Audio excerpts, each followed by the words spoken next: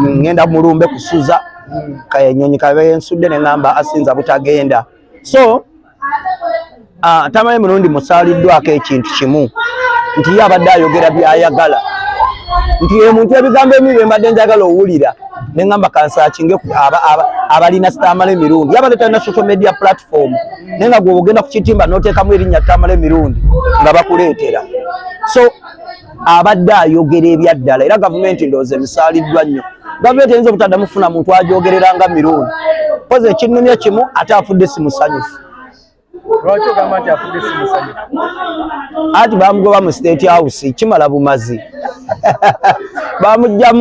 bamuggyako oluseke lwe we yali alutadde so kitalo nnyo kitalo ddala nsaasidde muganda wange Tamale Junior nze gwe mbadde nsinga okumanya pozi ne maama we waffe bamuzaala Kiwangala mu famire y'Abamayanja so gye bamuzaala musaasidde nnyo era tumanyiganye mwannyinaze oyo abaye tabadde nnyo wa mawulire naye nga abaddeyo simanyi baye mukyalo omukulu nenze gwe nsinga okumanya so kitalo nnyo kitalo ddala kati nensaba bannayuganda Mirundi amalirize egije kansooke babuuza na kibuuzo gwe bw'olifa bali kwogerako ki mukulu lweki gw'olese Tamale Mirundi ye tumutegedde ye Tamale ki naye gwe ali eye Nansana ali e Kasubi ali Embalala ali e Kabaale ali ewaffe Masaka e Kaliisizo bw'onooko bagenda kwogerako ki ekyo kikulu nnyo nga tukyali mutuufu gwe muba Tamale Mirundi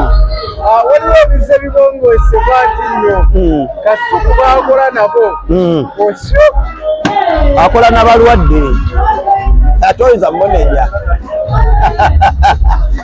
Katokola agamba nti Kasuku wa kisiraani nga Mirundi tumwejjanjabidde era atawadde Mirundi abadde si mugabi kubanga Mirundi alwadde ebbanga n'agenda nadda n'awona kale goyinza okunenya Mukama ku ssaawa zino aviiridde ku myaka 60 egyo ne Yesu teyazikola ki teyagiweza Kasuku talina buzibu tetukola ne Kasuku nze nga wendi Isima wamulaba nti Isima empagi yafaamu era wali omulaba nti atambulira mu matigga baganda bagayita matigga yakubanga abasajja paka kuwulira bubi nga bakuba balina emmundu kale bagala kumbuuza gwe tomanyi baani abatta Isima tomanyi bantu batta Isima nze mbamanyi abasirikale ng'olina emmundu be yavumanga baali basirikale be bamuttira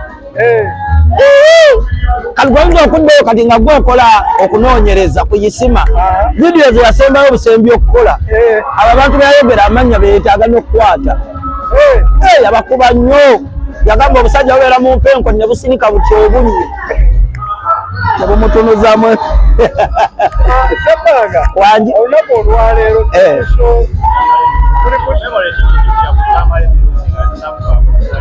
Tamale Mirundi kyemujjukirirako abadde muvumi mulungi yagenda Kasuku n'amuwaako essimu ng'alina omuntu amulemeddeko n'amugamba ani yafudde obadde omugamba ki tugeze singa oba ogenze mu ttooyi Kamale eyo ndi musajja mukulu ate ndi mulokole okimanyi abaana bange bakuze ate bawummudde gye bali ewaka ate balaba nnyo bino ebintu byammwe so kati saagala kuleeta bizibu ndi muzadde olaba kati nze Liripazo muganda wange era yayimba enkudi naye amazima gali nti nange nyina we nawuliriza bulungi enkudi gwe mbuza sebbanga osobola ozina enkudi ng'olina abaana bo tosobola gwenza ogizina ne bagiteekamu n'ogamba enkudi emikono enkudi tosobola era nze wange ennyimba ze tuwuliriza za Pastor Bugembe David Lutalo ennyimba za gospel n'enkudi so kyegaa kati nkuze njawula ekirungi n'ekibi naye ng'oluyimba lunnyumira nesobola dduzanya nga ndi naki n'abaana bange Tamale Mirundi abadde ennyimba zayagala nga nange olumu zinkolera yayagala nnyo akayimba ka Gravity okwepiica n'ennyama erimu etaliimu ggumba nenga Mirundi ate nga mugezi akayimba akalala ke yayagala akabagikoona akasipasi Diana eno gy'ozalawo abalala bagikoona bagikoona nenga ne badde Mirundi Edogo gy'ozaala abalala bagikoona ate nga se bagizina. Era mwanyinaze Spice Dana nkusaasidde nnyo ofiiriddwa #1 faani wo n'ensaasira ne Gravity. Kayimba kyawakala kabadde ayagala aka Kenzo tondopeka yagala kulya sumbusa era abantu yakannyonnyola ne tebaakategeera. Owini ddolo. Owini ddolo. Owini ddolo. Owini ddolo. Owini ddolo. Owini ddolo. Yeba ne wampali mix lwakuba yafudde. Okay, right now ensonga eriwo ku mugenzi era alina obutakkaanya Obwakabaka bwa Buganda gavumenti y'Emmengo. So saawa zino mikwano gye bali mu kwetondera gavumenti y'Emmengo emuddiremu nga tebannamuziika wegatteko ababanja ekisonyiwo ekyatamala emirundi. Omuntu apanga teyeetonze ate ffe nawe tumwetondereko. Bannayuganda mulina nammwe ebintu bye mulina ate okutegeera. Nze omuntu anaafa nga talokose nja musabira naye sigenda musabira nti bamutwale mu kyaki. Nze musabire omuntu yennyini era kiringa n'abamututte mu kyaki. Ensobi ze baakakola zendaba ziringa 3. Ekisooka mwavudde ku kiraamo kya Tamale Mirundi ekintu ekyo kinnumye. Nze bannange ngenda kufa nnamye nendagala ekiraamo kyange bakitekise mu nkola. Bayiza we ngenda kulekawo abanaatekesa ekiraamo kyange mu nkola. Tamale Mirundi yakola bubi teyalonda bantu bateekesa kiraamo kye mu nkola. Tokupadde bitama twakikola. Ekiraamo kye twogedde na ku kyekirala twale tugamba okwetonda. Tamale Mirundi bw'afa nga yennyini teyeetonze lwaki tumwetondera? Okitegeera fe abasigaddewo twetereeza oba abadde akola kibi kale ffe tukole ebirungi ensi tutegeere ffe nga ffe. Gwe lwaki oyagala kusaawa zino weetondere emirundi ofuuke emirundi? Ekirala twetonde ku ebyo ebikyamu bye yakola. Ffe kituwe kyakuyiga. Nze nyina abantu bangi nnyo benfuniddeko ebyokuyiga nga ye yakola ensobi. Nze mu nsobi ye nenfuniramu ekyokukola ki? Nze ekya Tamale Mirundi kimpadde kyakuyiga nti omuntu olina okweyisa bwoti era bwoti bw'olina okweyisa. Otegera mwana wa maama. So kati nze ekyokugamba nti ate ku ssaawa zino Tamale Mirundi tugende twegayirire Mmengo era Mmengo tugende omuziika ng'emusonyiye. Yo lwaki yagyetondera nga mulamu? Yo obusungu bwonna Mirundi yabujjangawa. Alina ensonga ze lwaki yali tayagala Mmengo. Nze nfudde nga nkyaye mukazi wange kuba nnyina kati omukyala gwe nakyawa nga bwenfa nga mugenda nga mwetondera munaye tusonyiwe Ssebbanga olwokuba yali yakukyawa ne ba ex bange mbaleete bonna be nasobya. Ansa yange eriki? Ffe tumuyigireko buyigizi tulina kweyisa tutya nga tukyali baki nga tukyali balamu. Wabula ate tuve mu kugamba tuddire ensobi ze ate tusobe tuzeetonde. Nedda. Mmengo yamukyawa teri musonyiwa. Teri musonyiwa ku kye yakola. Kati nze Mmengo beera mwe muleme kwejjamu. Mmengo be baffe kiringa gavumenti be bantu. Kati gwe toli Muganda? Ndi Muganda. Badde bavuma kabaka waffe. Kati ku ssaawa zino bwe tunaaba beetonda bagenda tunoonya ne Ssebbanga bamunoonye negundi bamunoonye kuba ndi Muganda. Nze ndi muzzukulu wa Mugema wangi taata andi musajja ow'enkima. Tubadde wano ku Tamale Mirundi yavudde mu bulamu bw'ensi munzire wakati gwe dda sayidi era noonanzire okunyola kw'amaanyi nnyo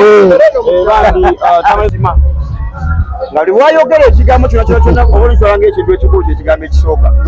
Ekyokubiri omugenzi oyo omulaba mbadde tubadde tumulaba ng'asaagasaaga bamusajja wattu abadde kati nga ffe bakomedian sometimes tumugyamu ne bujjoko omukozi badde bamulyako.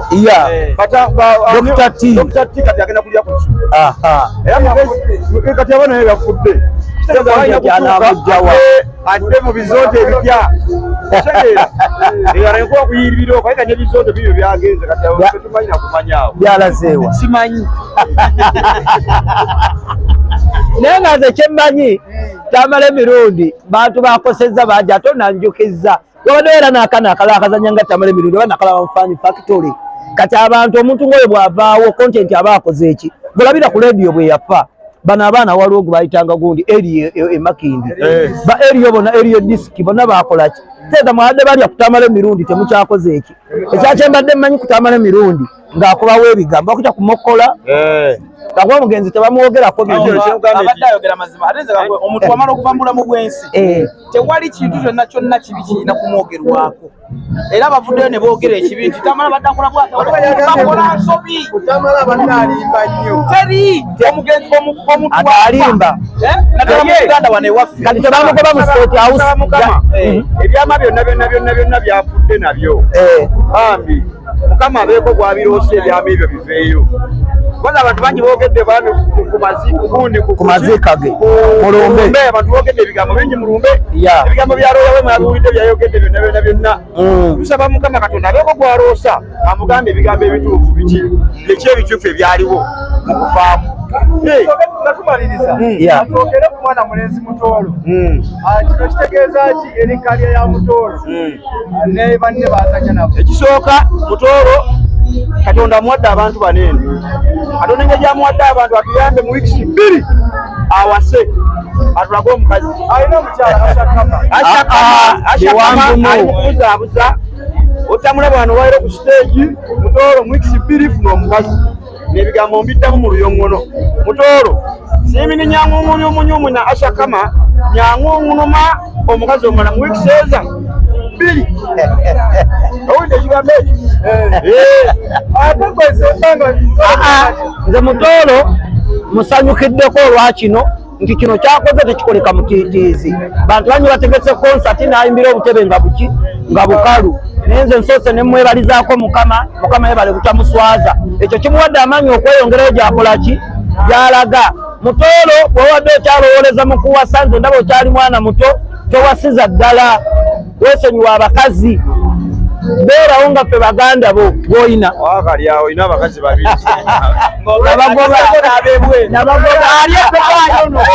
nabagoba